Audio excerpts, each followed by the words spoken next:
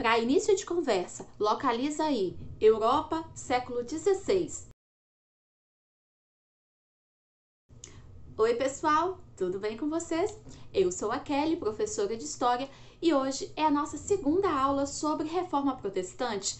Hoje nós vamos conhecer aí as 3 novas igrejas que vão surgir nesse contexto de protesto contra a Igreja Católica. Já deixei no primeiro vídeo falando sobre o contexto, sobre como que estava ali a Europa naquele período de séculos XV e XVI, todos os problemas internos dentro da Igreja Católica e também falando um pouquinho sobre os precursores da Reforma. Agora, nós vamos falar sobre a Igreja Luterana, a Igreja Anglicana e a Igreja Calvinista, que surgem nesse contexto. Então, deixando esse esclarecimento do tempo e lugar que nós estamos estudando, porque algumas pessoas estão falando que eu estou puxando para as igrejas protestantes.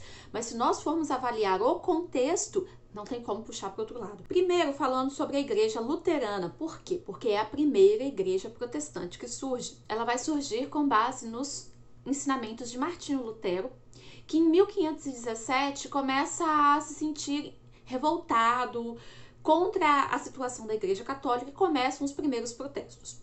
A consolidação da doutrina luterana vai se dar apenas em 1530, mas em 1537, em 31 de outubro de 1537, nós já temos ali como a data inicial da Reforma Protestante. O que aconteceu neste dia exatamente foi quando Martinho Lutero pregou na porta da igreja lá da cidade dele as 95 teses, onde Martinho Lutero deixava exposto toda a sua indignação com as coisas erradas que ele via dentro da sua igreja.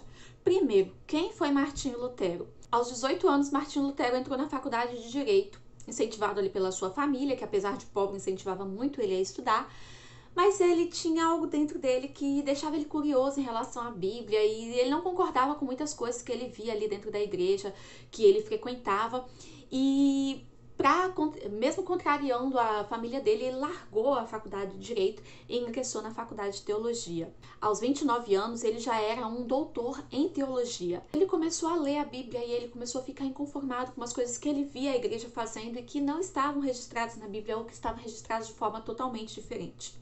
E aí quando começa, em 1517, a venda de indulgências lá na Alemanha, porque o Martinho Lutero, ele é ali da região onde hoje é a Alemanha, claro que a Alemanha não existia naquela época, né? Eram estados independentes, eram vários principados, mas quando começa ali a venda de indulgências no território onde ele vivia, com o objetivo da construção da Basílica de São Pedro, ele começa a ficar cada vez mais inconformado com aquilo e cada vez mais incomodado, até ele encontrar uma passagem na Bíblia que dizia que o justo viverá pela fé.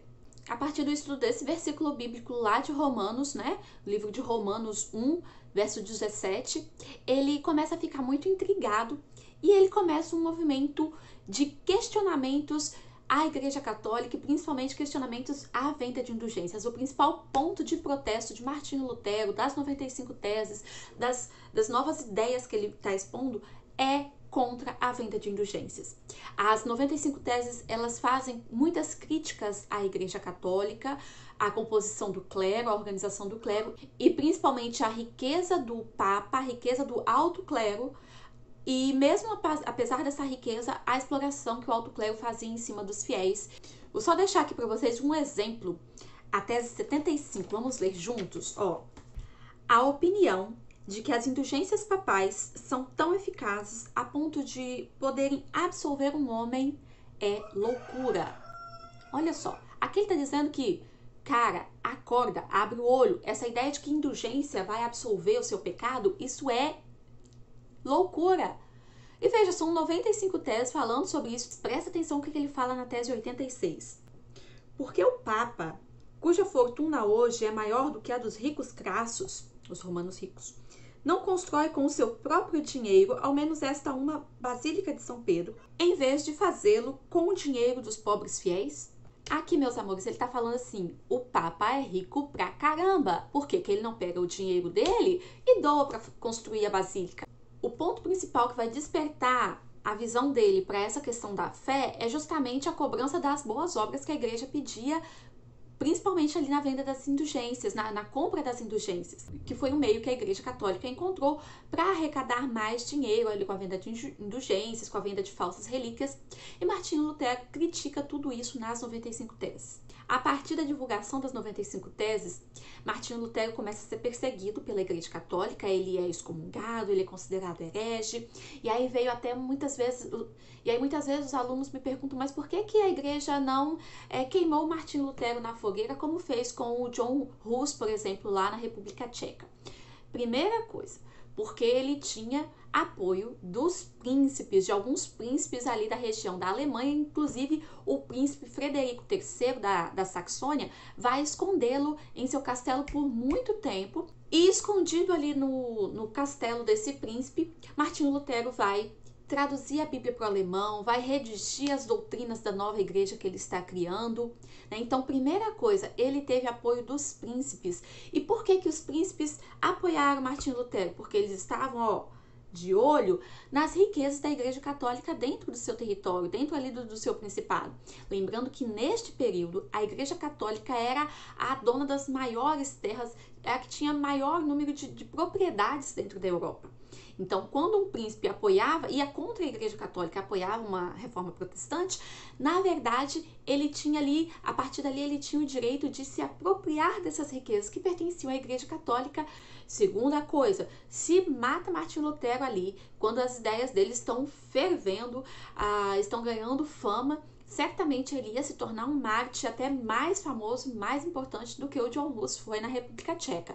Então, nós temos aí dois motivos para a igreja ter excomungado, declarado herético, mas não botou ele na fogueira. Por quê? Primeiro, tinha apoio e proteção do príncipe Frederico III da Saxônia, e segundo, porque isso seria pior. Imagine, quando alguém te proíbe de fazer alguma coisa, você não fica ainda mais curioso e com mais vontade de fazer aquilo? É mais ou menos isso que iria acontecer. A doutrina luterana, ela foi afirmada na Confissão de Augsburgo, em 1530. A data de oficialização da Igreja Luterana é realmente em 1530, né, com essa Confissão de Augsburgo, onde nós temos ali a divulgação das doutrinas luteranas. O pilar principal da doutrina luterana é a salvação pela fé, apenas, né? Ele não exclui aqui a necessidade de boas obras, mas coloca isso como uma consequência da fé. Outras coisas interessantes da doutrina luterana, que são diferentes da católica, é que a doutrina luterana, ela mantém apenas 2 sacramentos, que é o batismo e a Eucaristia, enquanto que a católica tem 7 sacramentos.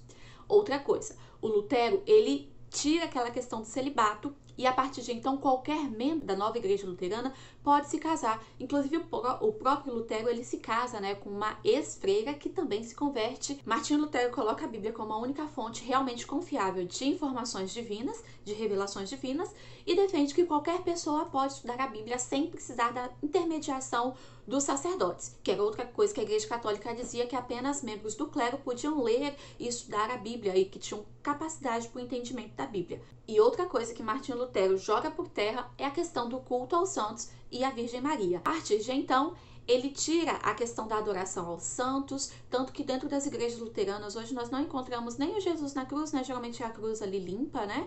E nenhuma imagem de adoração, como na Igreja Católica nós temos ali vários santos, vários mártires, pessoas importantes da história do cristianismo que eles acabam venerando, e os luteranos não adoram e nem veneram.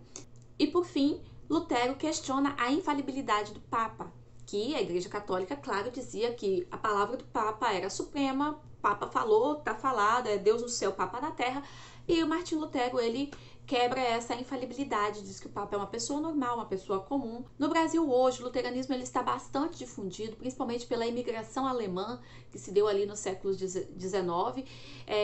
Só que a Igreja Luterana ela chegou no Brasil bem no iniciozinho da colonização. Lá já na Vila de São Vicente, em 1532, com a chegada de Martim Afonso de Souza, a fundação da Vila de São Vicente, já chega o primeiro luterano que começa aqui a divulgar as doutrinas luteranas, Eliodoro Euboano. É um nome difícil, né? Ele era um amigo de Martinho Lutero que vem para a Vila de São Vicente e começa a propagar as ideias luteranas. Mas lembrando que a Igreja Católica tinha muita influência na colônia, e esse luteranismo no início aqui da colonização vai ser uma coisa bem tímida e apenas vai se firmar, assim, se fortalecer mesmo o luteranismo no Brasil com a proclamação da República, com a liberdade religiosa. Apesar de que a fundação da primeira congregação luterana tenha sido bem antes, em 1824, lá em Nova Friburgo, no Rio de Janeiro, mas ainda tinha muita questão de conflitos religiosos entre católicos, né, os imigrantes italianos ou descendentes de italianos, os imigrantes alemães, descendentes alemães e protestantes.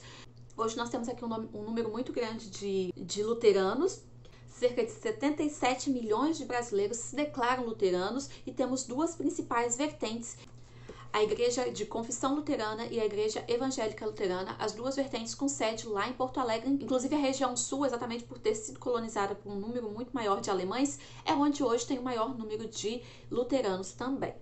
Outra igreja que surgiu nesse período de reforma foi o calvinismo. Ela surgiu ali na Suíça, fundada por João Calvino. João Calvino, na verdade, ele era francês, mas por questões de perseguição religiosa mesmo, ele foi perseguido na França e ele teve que fugir para a Suíça. E lá na cidade de Genebra, ele começa a ter influências do luteranismo, que já nesse momento se propaga por várias regiões da Europa, e ele acaba fundando uma igreja diferente. Apesar de ter muitas coisas da igreja luterana que são parecidas com a igreja calvinista, nós temos também muitos pontos diferentes. Por exemplo, Calvino também defendia a salvação pela fé, rejeitava o culto às imagens, o culto aos santos e à Virgem Maria, e admitia os dois sacramentos, batismo e eucaristia. O principal ponto de divergência entre essas duas novas igrejas é a questão da salvação, porque para João Calvino, a salvação ela era incondicional. Apesar de que a pessoa que estava salva, ela ia desenvolver ali fé e tal, mas ele pregava uma tal de predestinação absoluta, que dizia assim, todas as pessoas elas estão destinadas à vida eterna ou à morte eterna desde quando nasceram. Então não há nada que ela possa fazer para se salvar ou para se perder. Essa salvação ela é incondicional. Então, em 1536 é fundada a igreja, essa nova igreja calvinista lá na Suíça, na cidade de Genebra. Ela tem alguns pontos ali de valorização do trabalho e dos seus frutos. É uma valorização muito grande também da moral e bons costumes. E tem umas regras muito rígidas dentro da igreja calvinista. Em 1541, Calvino vai assumir o governo de Genebra e vai começar a pegar essas ideias religiosas e colocar dentro ali do governo e colocar como se fossem leis políticas e o povo vai ter que aceitar aquilo. E que regrinhas são essas? Basicamente, essas regras de valorização do trabalho, valorização da moral, dos bons costumes. E outra coisa que os calvinistas defendiam bastante era o acúmulo de capitais, que era uma coisa criticada pela Igreja Católica. A Igreja Católica dizia assim, que as pessoas não podiam ter usura, não podiam cobrar juros, não podiam ter lucros em cima do seu trabalho, que era uma coisa muito contraditória, porque eles, juntavam riqueza ali com a venda de indulgências e tal, só que os outros, né, os comerciantes não podiam enriquecer, né, ela queria ter um monopólio total das riquezas, enfim. Exatamente por valorizar essa riqueza, esse acúmulo de capital, inclusive a riqueza era um sinal de predestinação à salvação, né? E por valorizar isso, o calvinismo ele vai ter muito apoio dos burgueses, dos comerciantes que estão enriquecendo. Então nós temos um apoio bem importante aqui no calvinismo, que é o apoio dos burgueses. É engraçado como que a fé das pessoas é usada ao longo do tempo, em vários momentos da história, em vários contextos, para explorar as pessoas de alguma forma. Então nós tivemos ali no período da supremacia da Igreja Católica a venda de indulgências, o controle rígido sobre a vida das pessoas, o medo do inferno, de purgatório e tal. Agora a Igreja Anglicana fazendo a mesma coisa, trazendo para a atualidade. Nós não temos também igrejas que se aproveitam da fé das pessoas para meio que arrancar um dinheirinho, se o cara lá da Igreja Calvinista ele ficava rico, era um sinal de que ele era predestinado a salvação eterna, mas as regras tão rígidas que tinha na igreja, não tinha como acontecer de outra forma, porque ele tinha que trabalhar, não podia participar de festas, não podia participar de jogos, não podiam ostentar, não podiam gastar com coisas mundanas, né, como roupa nova e tal. Então o trabalho dele era só para comer e os cultos também eram muito simples, todos voltados para o estudo da palavra e tal. E lá naquele contexto, se o cara seguisse direitinho aquelas regras e não enriquecesse, alguma coisa de errado tinha, né? Porque ele não gastava com nada, ele só trabalhava para comer. Então, ia sobrar grana e isso era sinal para eles, na ideia deles, era sinal de predestinação ao céu. João Calvino era um cara muito esperto, tá? Com 18 anos ele já era mestre em teologia, então ele estudava bastante e claro que ele se aproveitou desses estudos aí para formular as doutrinas da igreja calvinista, com base no seu pilar principal, reafirmando aqui a questão da predestinação absoluta. Não há nada que você possa fazer que vai te levar para o céu ou para o inferno. Você já é destinado à salvação ou à perdição desde antes de nascer. Calvinismo no Brasil temos sim. Os calvinistas eles eram chamados, de acordo com o lugar onde eles viviam, eles tinham nomes, denominações diferentes. Por exemplo, presbiterianos, huguenotes, né? E aqui no Brasil nós temos várias igrejas que elas meio que saíram de dentro da igreja calvinista, igrejas provenientes do calvinismo, e as principais são a igreja presbiteriana e a igreja batista. Hoje cerca de 1 milhão de brasileiros pertencem a essas igrejas, a essas vertentes do calvinismo, que chegou aqui ainda no período colonial e que vai se consolidar mesmo também no período da República, pela liberdade religiosa proporcionada pela Constituição dos governos republicanos. Outra igreja que surge nesse contexto um pouquinho ainda antes da calvinista, mas que eu sempre deixo aqui para o final porque ela tem umas particularidades bem legais, é a igreja anglicana da Inglaterra. Sabe por que essa aqui é diferente? Porque essa aqui ela vai ser uma reforma totalmente voltada para questões políticas e econômicas. As outras, elas englobam política, economia e religião, claro, porque são reformas religiosas. Mas a igreja anglicana é bem interessante. Não vai ter nenhuma grande ruptura com doutrinas, com questões religiosas. Não é o religioso que incomoda o criador da igreja anglicana. E quem é o criador da igreja anglicana? Nada mais e nada menos que Henrique VIII, o grande rei da Inglaterra, um grande absolutista que não tinha filho homem. Ele queria muito ter um filho homem para herdar o trono e tal. E o que ele queria fazer? Ele queria se divorciar da esposa dele e queria se casar com uma outra mulher. Só que essa alegação dele pro divórcio não era permitida. Ele não tinha nada assim para alegar que ele queria se separar de uma mulher e se casar com a outra. A única desculpa era essa. Ele queria ter um herdeiro homem e aquela mulher não tinha dado, não podia dar mais. E ele queria se casar com outra. E o Papa falou, não, meu filho, você não pode se separar de uma para casar com outra por causa disso, não. O que ele fez? O Papa não quer me dar o divórcio, o que eu faço? Eu crio uma igreja pra mim, boto as minhas regras e aí eu me divorcio e caso com a Ana Bolena lá, o amor da minha vida. Parece menino mimado, né? Enfim, fez isso aí, ó, através do Ato de Supremacia em 1534, lá na Inglaterra. O que o Ato de Supremacia fez? Declarou que agora na Inglaterra tinha uma nova igreja protestante, onde o rei é o chefe dessa nova igreja. Então, ao invés deles prestarem obediência ao Papa, eles agora prestam obediência ao grande rei Henrique VIII. Por isso que o hino nacional lá da Inglaterra fala, né, Deus salve o rei, aliás, hoje, né, Deus salve a rainha Elizabeth II. Resumo da ópera, porque eu sei que você está curioso aí para saber se ele se divorciou. Se divorciou sim, check. Se casou com Ana Bolena, teve filhas, não teve filho homem, né? E quem herdou o trono foi a primeira rainha da Inglaterra, a rainha Elizabeth I, dando início ali um novo momento da história, né? Onde uma mulher, a primeira mulher, assume o trono da Inglaterra. Mas, gente, antes tem algumas coisinhas legais que a gente tem que analisar aqui dentro do ato de supremacia. Através do ato de supremacia, quando o rei declara que existe uma nova igreja na Inglaterra e que ele é o chefe supremo, o que ele vai fazer? Ele vai confiscar todas as terras pertencentes à igreja católica para o rei e vai doar essas terras para os nobres. E quem são esses nobres? São membros do parlamento que vão votar, aprovar o ato de supremacia, vão aprovar a nova igreja anglicana, porque eles estão recebendo presentinho. Questões doutrinárias, algumas coisas ali são parecidas com a questão luterana, protestante, só que muitas coisas são, assim, cópia dos ritos católicos. Ele mantém a hierarquia do clero, né, alto clero, baixo clero, só tira a questão do Papa, porque agora eles não prestam obediência ao Papa, e sim ao rei, seria o chefe supremo da igreja anglicana. Os símbolos, os rituais católicos, a liturgia, são cópia do catolicismo. São os ritos católicos, os símbolos católicos, uma cópia bem fajuta, né?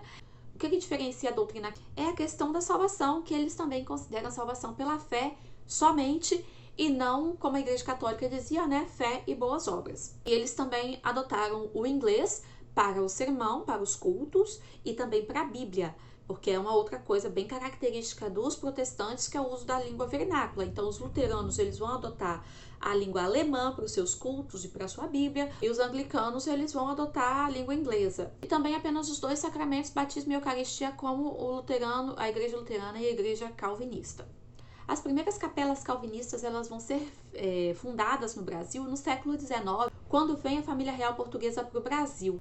Lembrando que a família real portuguesa vem para o Brasil em 1808, escoltada pelos ingleses, que tinham ali estreita relação com o governo de Portugal. Junto ali na corte portuguesa vão vir também algumas pessoas, alguns ingleses, e também nós vamos ter nesse período, a partir desse momento, uma abertura maior para a vinda também de ingleses, né, de pessoas ali direto da Inglaterra, comerciantes e tal.